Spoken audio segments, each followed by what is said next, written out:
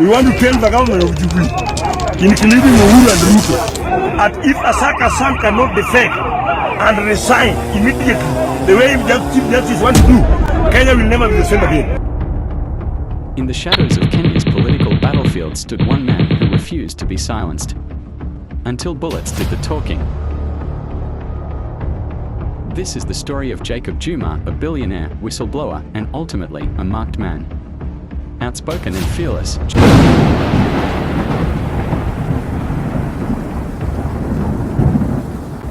Because ICC is nothing, Hague is nothing. People will fight in this country, everybody will die, all of us. And if Uhuru want to try to play with Raila, he will deal with that Uhuru ballistically, confuse Figaromba, non-starter, Conman, Figaromba, non-starter. All sovereign powers belongs to the people of Kenya and shall be, underline the word in shall, mandatory, be exercised only in accordance with this constitution. The people may, optional, that is it, John. No, complete it, may exercise their sovereign power either directly or through their democratically elected. So the wording,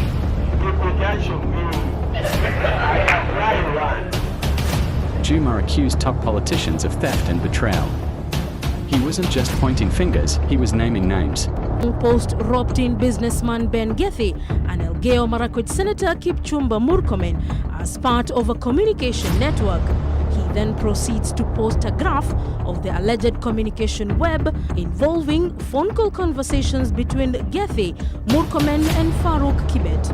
It has been established and presented in this committee and elsewhere that monies from Kafura have been linked to simultaneous deposits in a company associated with Ben Gethi called Horizon Limited, and similarly, there have been transactions involving Ben Gethi and Josephine Kafura with Senator Kipchumba Murkomen and with Farouk Kibet. Balala told me that he desperately needed 80 million Kenya cedis to buy a house because he sold his house on the Miotoni Road in Karen.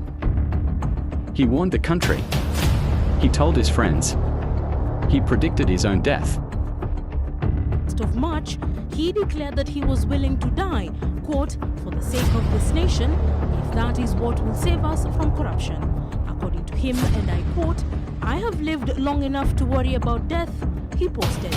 3 days later, he went on his Facebook page to reveal what he termed a network of well-connected individuals who were benefiting from a scandal that robbed taxpayers of at least 791 million shillings. In a Facebook post dated 3:24 p.m.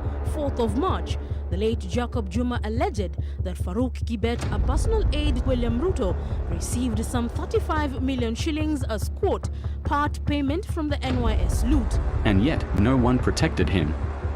On the evening of May 5th, Jacob left his office.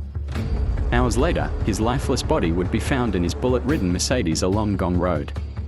No witnesses. No cameras. No suspects. But the manner of the shooting spoke volumes. We as a family fully support the calls for the engagement of foreign help, that is the FBI or Scotland Yard, to assist in the investigations of Jacob's assassination. We are also looking to engage the services of a private investigator. 2 mysterious cars were said to have trailed him. No license plates. Disappeared before police arrived. In view of this, we wish to ask the Minister for Security, Hon Kaiseri, and the Inspector General of Police, Mr. Boynet, to provide us with the following. Number 1, the CCTV footage of Jacob's car tracked to Gong Road on the night of Thursday, May the 5th. Number 2, the mobile telephone data detailing the various mobile operator locator masts Jacob's phone traveled through on the night of May 5th and morning of May 6th. The family demanded answers. The police offered none. Evidence vanished. Leads ignored. Top leaders Juma had accused said nothing. There was no arrest. No charges. No justice. Years later, the case remains cold.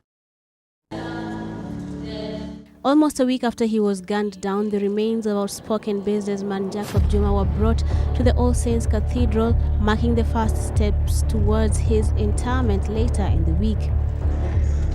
Those for whom the death hit too close for comfort, trying hard to live to the traits their father and husband was known for, braveness, as they paid their tributes. But it doesn't matter if he's dead. Maybe it might hurt us a lot and he might not be able to talk to us.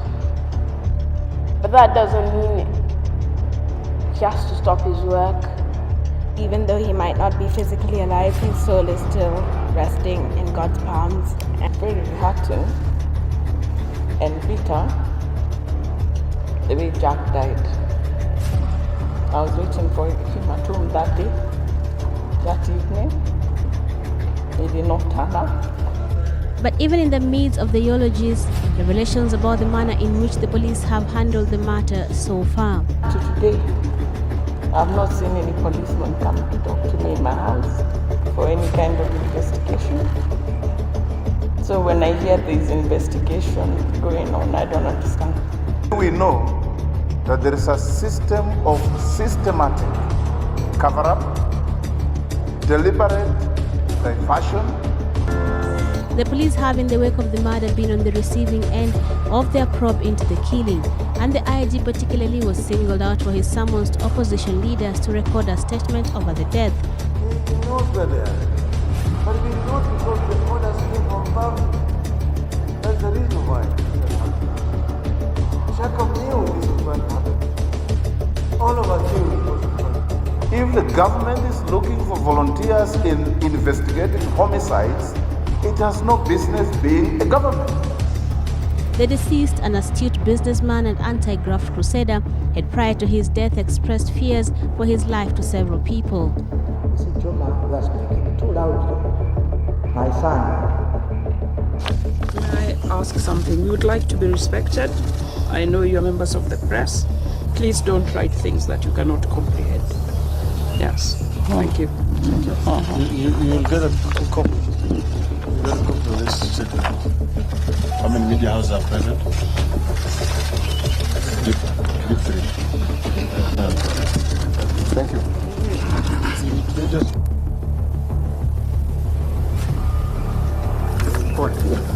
So from here, the body is being taken to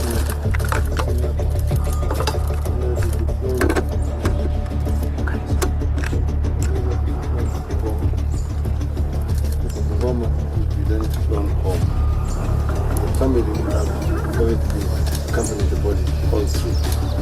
Okay? Yeah. Thank you.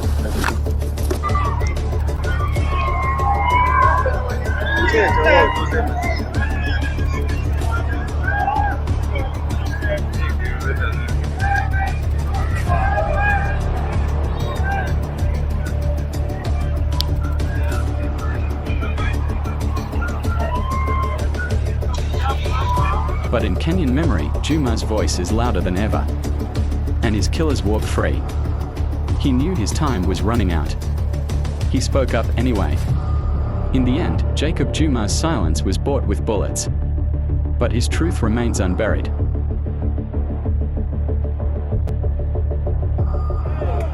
We want to tell the government of Jubilee, including Uhuru and Ruto, that if Asaka San cannot defect and resign immediately, the way Chief Justice want to do, Kenya will never be the same again. And I want to give the Jubilee government to prepare for a war like in Rwanda. Because ICC is nothing, Hague is nothing. People will fight in this country, everybody will die, all of us. And if Uhuru want to try to play with Raila, he will deal with that Uhuru ballistically, confuse Figarumba, non-starter, Conma, Figarumba, non-starter. The people, yes, do it themselves, yes. But I will not able to the provisions of Article 1. Yes, I am alive to it. That allows the public, the people, yes, power, yes, to elect their representatives. The wording which is used in that given article, Learned Council, if I may, if you look at the sovereignty of the people, it says that all powers, all sovereign powers belongs to the people of Kenya and shall be, underline the wording shall, mandatory, be exercised only in accordance with this constitution. The people may, optional, may, optional. That is it, John. No, complete it, may exercise their sovereignty power either directly or through their democratically elected. So the wording, the conjunction, I apply one.